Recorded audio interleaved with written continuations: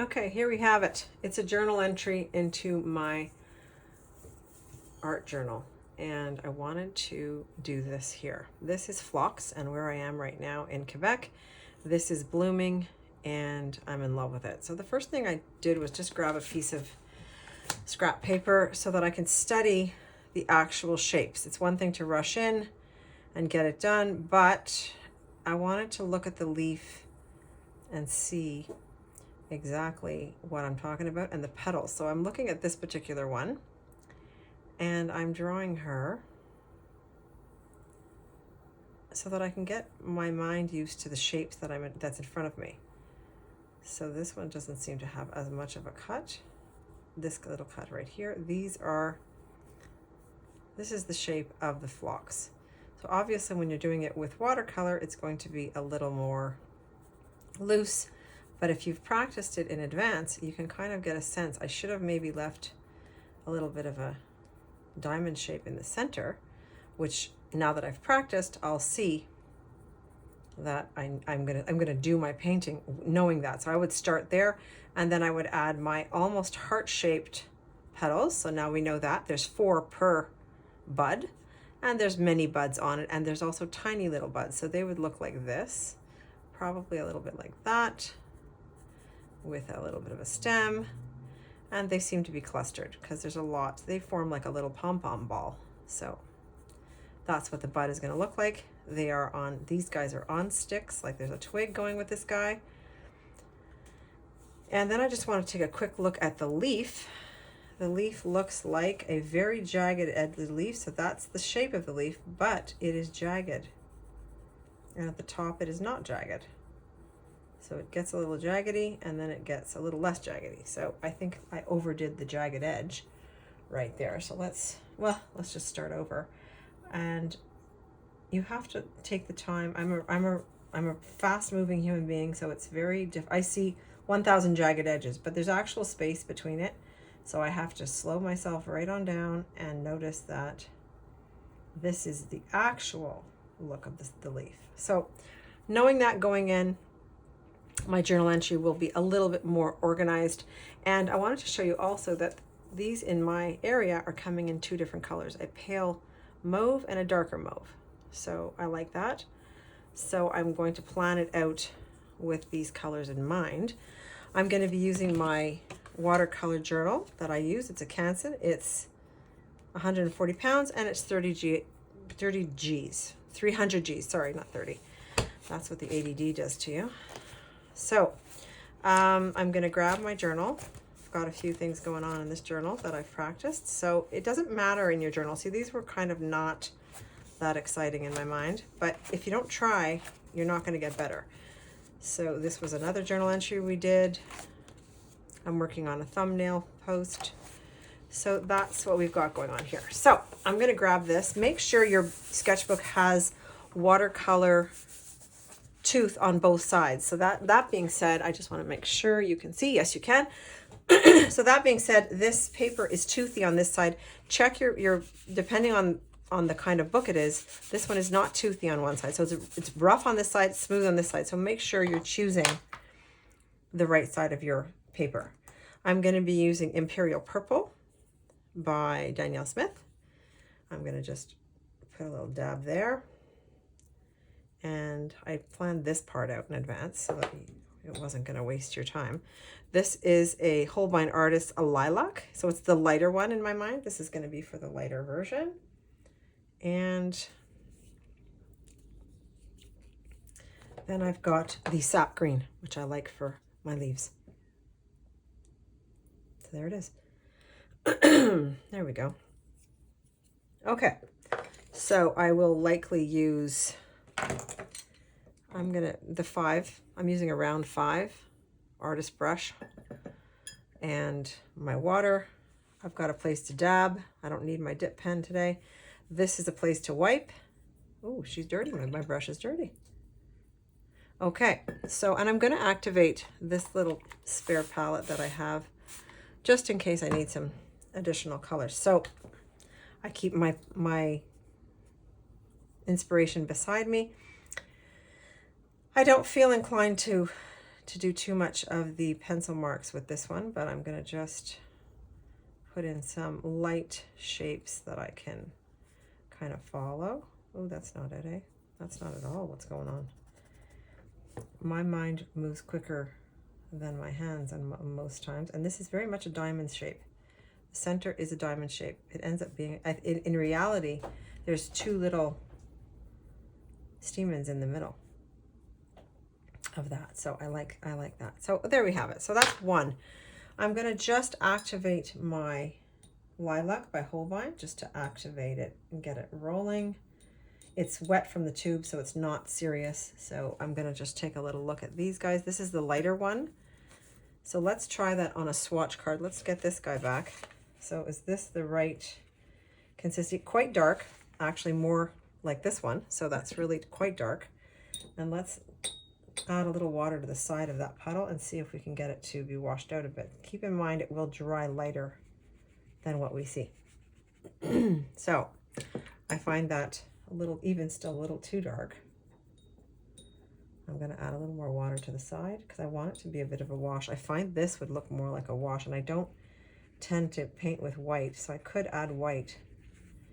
So this looks like it might be a better view. And let's just check the difference between what I think and what is actually happening. So it's quite deep in comparison to what we're working with. So what I'm thinking of is I'll take some of the lighter mauve, the lilac from Holbein, and add it to the Imperial Purple. Let's see if we get something that's better suited. I think that's a little bit better suited to that. It's still heavy on the purple.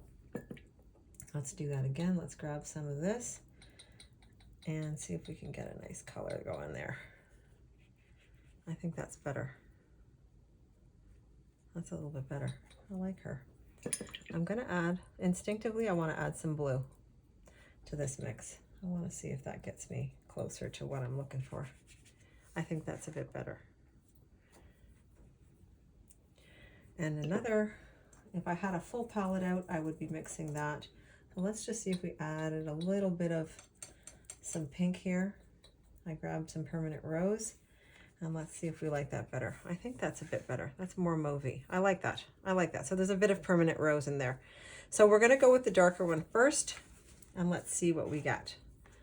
So keep in mind here, oh, there was a little bit of water that dropped. So I'm going to be using that. I'm going to incorporate it and get that into the story. Luckily it was inside the petal and not out. I'm taking the water and the diluted paint and I'm moving it around. So there was a drop of water right here. So I'm going to incorporate that. And then I'm going to leave some negative space. It's nice. Negative space is the white that's left on the paper sometimes when you're working. So keep an eye on your subject. So this is my journal, so it's not meant for public consumption, even though you guys are watching it. It's a personal journal and it's a botanical journal. A lot of times for me, I lean heavily towards the flowers and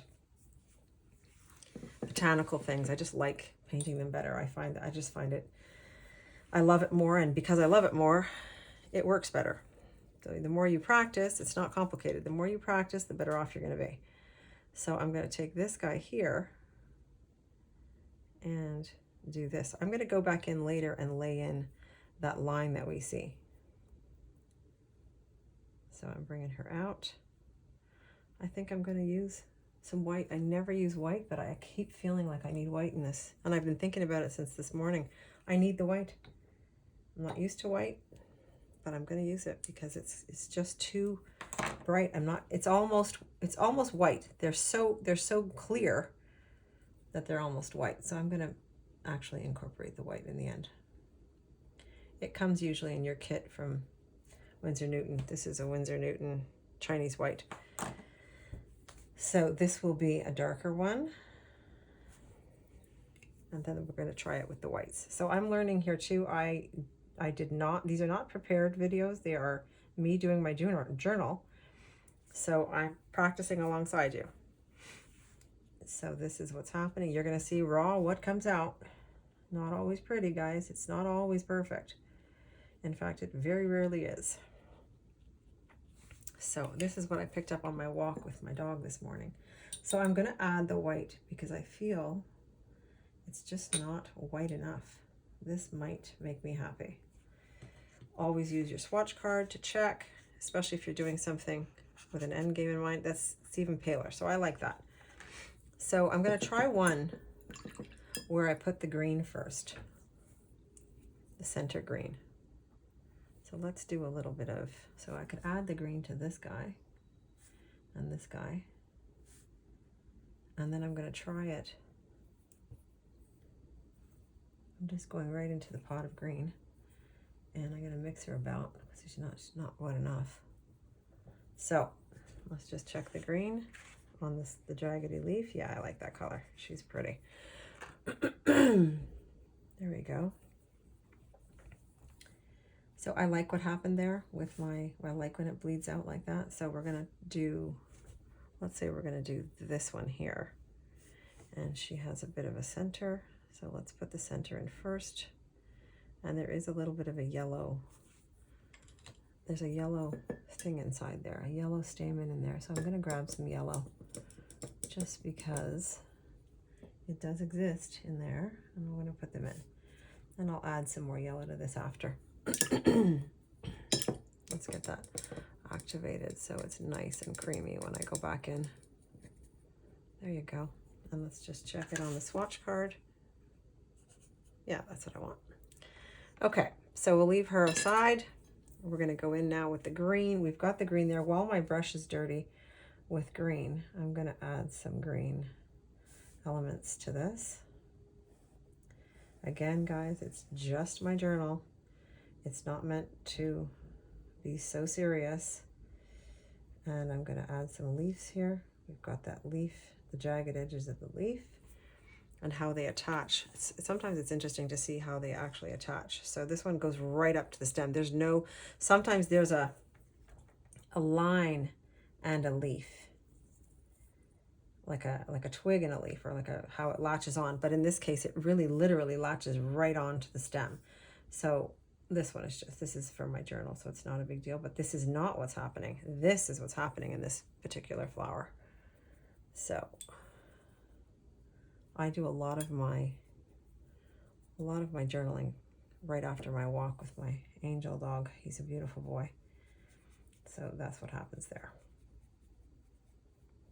And I'm intentionally leaving some light. I like the idea of having light and the negative space represents light in my mind, and that's what I like having. So I like that. And they're very tall, like they're long, they're very dandelion-y, these leaves. It's a study of the leaf. It practices, and if you want to bring it into a painting or a gift card that you're going to make, it's really quite pretty. So these will be something I can use for reference, or I can just enjoy them as they are. So I'm going to rinse off. You know what? Should we change brushes? I think I'll just leave that one green and pick up another, what is this one? This is a 6. And it's clean. So I sometimes have the 3 colors. Like there's a 3 color situation going on here. So I will simply keep switching back and forth from, so it's the green. So we're going to go into the purples now. Let's do a lighter one. Let's add some light here. And then we'll work from there. She's a bit wet. And then we're going to just, so these are almost heart shape. Very, very pretty. Phlox. You ever wonder where they get the names of these things? Somebody named it a phlox. And there is in fact a space between the leaf, between the petals. So that has to be included. I'm going to just work that out. I like the fact that it did that, but I just want the hard edge gone. So I'm just taking the hard edge out. There we go. I'm going to let that one dry. And then I'm going to just intentionally add these so they're not so perfect. I can see them on the side. They're not perfect. I'm seeing it, just what I'm seeing there. And I'm going to grab my green and do a bit of this because they're sideways. They're not perfect. They're not lined up. And we can not really tell the shapes. So now I see the side of one, and then I see another, and then I only see the side of this one. So it only looks like there's 3 on that one. So that's okay. And we can add some stems there,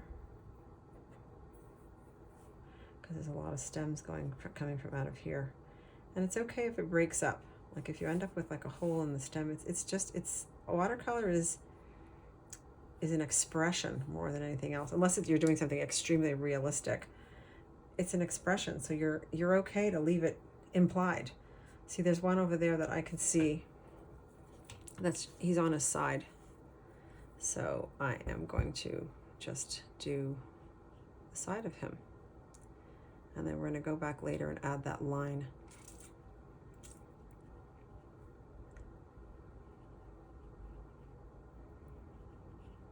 And this one here, you can literally see, and I really want this tiny brush. I'm going to use, this is the yellow tiny brush.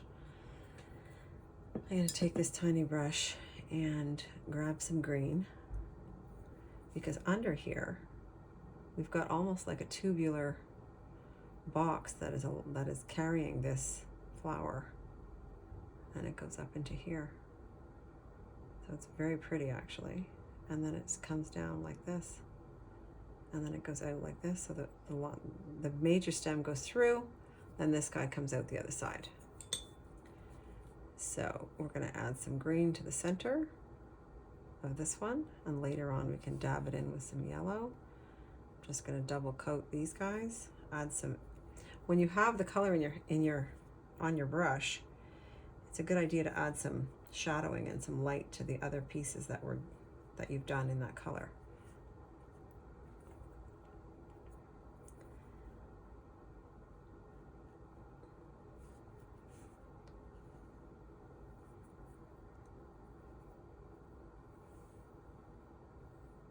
Just adding some greenery that would likely be in the area in which we have found these. In fact, it was a full field. It was quite spectacular.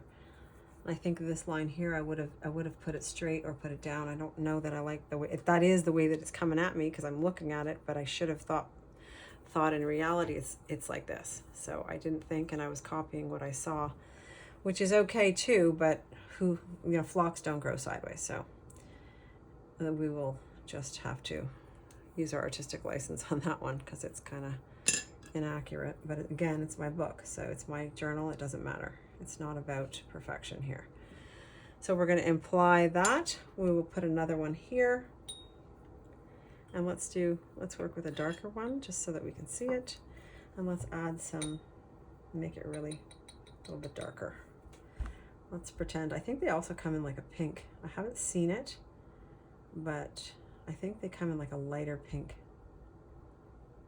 On my walks, this is what I got.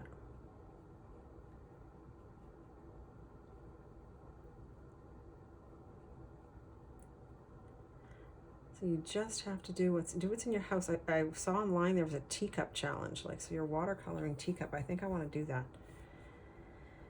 I'd like to do a teacup challenge. All those beautiful antique teacups that everyone has from an ancestor. So let's get this out there.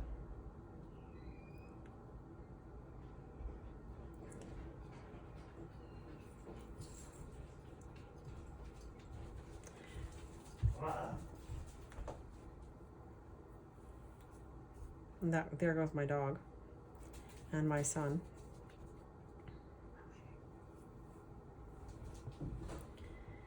So there we go. They're off to do whatever kids do. And there we go.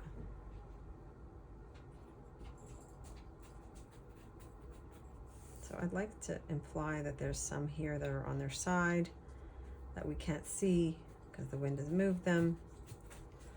So we're making an implication. See, this implies there's other ones. I often do that. It's just it's unclear. It's just a blurb, and that's it. It doesn't look like anything. So let's do some green here. Okay. So now the only thing left that I want to do for my journal is add some of the dark purple and maybe not quite as dark, but a little bit darker, whereas the center here they have lines up the center. So you have to kind of, in this case, I waited till it was dry so that I was able to lie in just the line. I just wanted that one line in there. And you can kind of see that they have some action.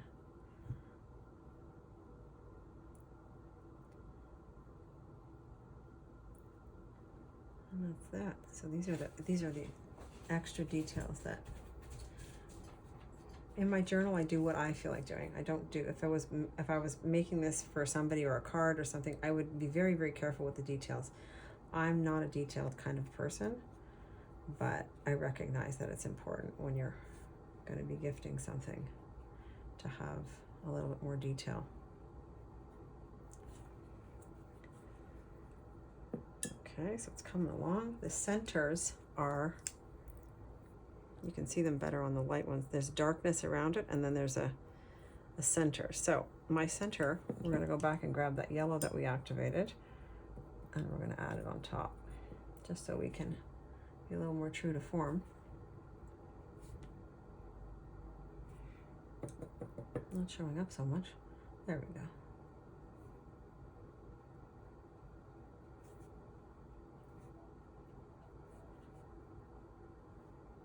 And in the ones that are really loose watercolor, like in the sense that you don't know what it is, you can just add in the color.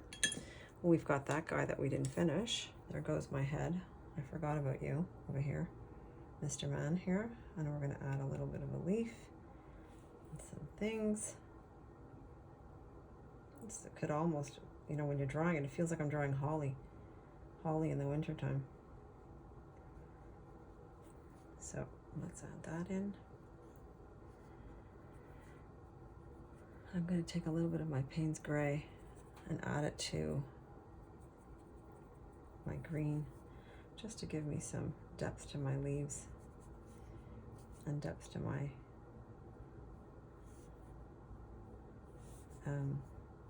stems. I was thinking tige. En français, c'est tige. And in English, it's stem. And I was stuck there for half a second. I'm going to use that darker color to make the connotations inside the darker ones. I like that. Artistic license. It's not really there, but there it is.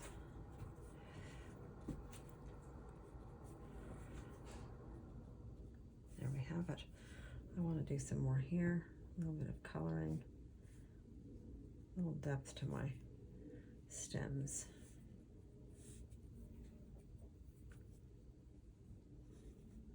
A friend of mine asked me to put out some videos in French.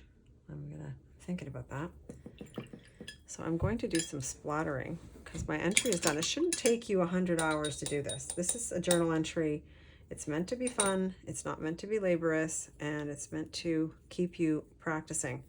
So we are going to splatter because I find that finishes things off in these days. It's a modern thing to do. It's definitely a post-COVID thing. Everyone's splattering everything. See, it finishes it. I find that nice.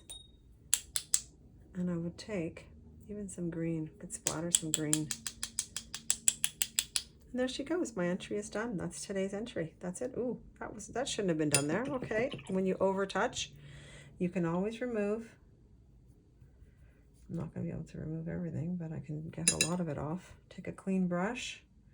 Make sure it's clean. And oops, when you touch things that you shouldn't touch and you go too far, that's what happens. So we're going to call this entry done. Please follow and like for more.